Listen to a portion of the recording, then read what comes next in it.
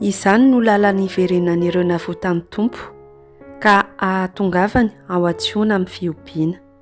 Aravona mandrakizay no eny amin'ny endriny, afaliana sy aravona no hanenika azy, fa handositra kosa ny alahelo aman-tseto.